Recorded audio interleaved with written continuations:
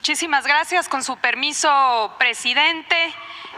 Para poder explicar la importancia que han tenido tanto la reforma de 2020 como la que actualmente se está discutiendo en la Cámara de Diputados para el sistema de pensiones, hay que primero entender el ayer, los sistemas anteriores, porque no hay, como dice el presidente, no hay texto sin contexto. Adelante. ¿Cómo funcionaba el sistema pensionario de 1973 a 1997, antes de la reforma nefasta del 97? Era un sistema solidario donde la pensión estaba en función del salario. Las pensiones estaban a cargo del IMSS, te podías jubilar a los 60 años y con 10 años de trabajo, es decir, con 500 semanas de cotización. ¿Cuánto recibías? Un trabajador que ganaba 10,000 pesos se jubilaba en promedio con 10,000 pesos, prácticamente el 100% de su salario. Esto hasta el 97. Adelante. En 1995 se presentó una iniciativa por el presidente Ernesto Zedillo Ponce de León el 1 de noviembre de 1995. Es la reforma del 97, aunque se aprobó en el 95, aplicó en el 97. Y aquí podemos ver la votación. A favor, 289 votos del PRI. Esta reforma, adelante, modificó lo siguiente. De entrada se cambió de un sistema solidario a un sistema de cuentas individuales administradas por las AFORES. Número 2, se incrementaron las semanas de cotización de 10 años de trabajo a 25 años de trabajo, es decir, de 500 a 1,250 semanas. Y la pensión ya no era en función del salario, ahora era en función del ahorro de cada uno y una de los trabajadores. En su momento se dijo, vamos a tener los mismos rendimientos, tenemos que modernizarnos y copiarle a otros países del mundo que ya se están yendo por las AFORES, y estos fueron los resultados. Un trabajador que ganaba 10,000 pesos se jubilaba con 2,700. Aquí lo dijo un periodista, es el sistema de los 3,000 pesitos. Adelante. Años después llegó la reforma de 2007. Esta reforma le aplicó a los afiliados al ISSSTE, es decir, a los trabajadores al servicio del Estado. Fue una propuesta elaborada en 2004 por Vicente Fox con el financiamiento y la asesoría del Banco Mundial y fue aprobada durante la administración de Felipe Calderón. Aquí podemos ver la votación: a favor 313 votos del PRI, del PAN, entre otras. ¿En qué consistió esta reforma? Adelante. Primero, se introdujo el requisito de edad. Antes no requerías una edad para poderte jubilar como trabajador al servicio del Estado. Se establecieron 65 años. Se pasó de un sistema solidario, igual que en la anterior, a un sistema de cuentas individuales administradas por las AFORES. Y nuevamente la pensión ya no era en función del salario, sino que era en función de lo que podías ahorrar en tu cuenta individual. Aquí está el ejemplo: una maestra que ganaba 10,000 pesos se jubila con 6,400, cuando en el sistema anterior se estaba jubilando con 10,000 pesos. Adelante. Con esta problemática y viendo cómo la gente se empezaba a jubilar ya bajo este sistema, es que se decidió presentar una iniciativa de reforma a la ley del IMSS. El presidente Andrés Manuel López Obrador la presentó el 29 de septiembre de 2020. Vale la pena señalar que fue una reforma que prácticamente se aprobó por unanimidad, a reserva del PRD, que votó en contra.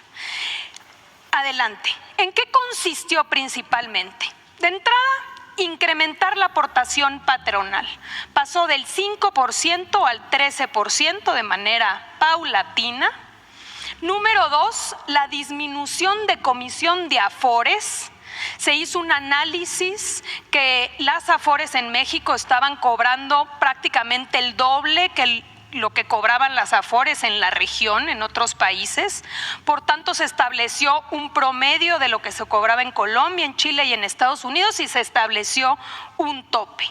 Solamente esta modificación a la fecha ha logrado un ahorro de 41,000 millones de pesos a favor de los trabajadores, y se calcula que será un ahorro de cerca de 160,000 pesos. Aquí está la gráfica, podemos ver cuánto cobraban en 2015 y cómo es a partir de la reforma que se estabiliza prácticamente a la mitad. Adelante. También esta reforma disminuyó las semanas de cotización para jubilarte, de 25 años a 15, es decir, de 1,250 a 750 semanas, porque antes de la reforma solo 1 de cada 4 trabajadores alcanzaba una pensión. Entonces, podemos ver aquí cómo cambió si un trabajador que ganaba 10,000 pesos y que se jubilaba con 2,700, con la reforma de 2020, hoy se jubila con 6,000 pesos. Pero aún así era insuficiente. Por eso se decidió presentar esta segunda reforma ahora en 2024, adelante, que impacta tanto a los afiliados al IMSS como al ISSSTE y que consiste principalmente en garantizar que los trabajadores que ganan hasta el salario promedio en el IMSS se jubilen con el 100% de su salario mediante un complemento solidario. Es decir, estamos hablando que el salario promedio en el IMSS está en cerca de 16,400 pesos. Aquí podemos ver el ejemplo. Un trabajador que gana 10,000 pesos se jubilará con 10,000 pesos. 6,000 de su pensión, ya con la reforma del 2020, más 4,000 del complemento solidario. Así garantizamos que regresar al esquema anterior donde los trabajadores se estaban jubilando con el 100% de su salario. Adelante. En resumen, antes del 97, un trabajador que ganaba 10,000 se jubilaba con 10,000. Con la reforma del 97 y del 2007 se empezaron a jubilar con 2,700. Vino la reforma del 2020, jubilación de 6,000. ¿Cuál es la propuesta?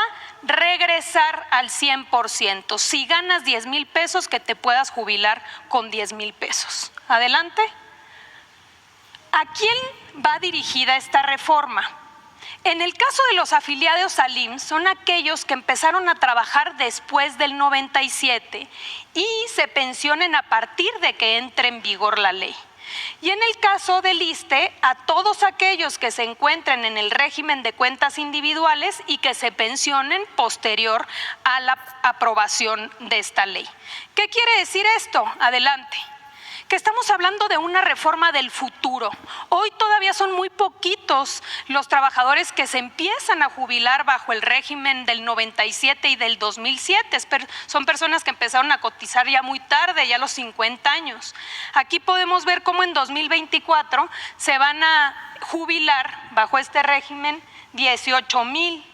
En el 25, 20,000 personas, 31,000 en el 26, hasta llegar ya a 2050, donde cerca de 3 millones de trabajadores ya iniciarán a jubilarse bajo este esquema que necesita un complemento para poder ser una pensión digna. Adelante. Le pasamos la palabra al secretario de Trabajo para que nos pueda explicar cómo se pretende financiar este fondo.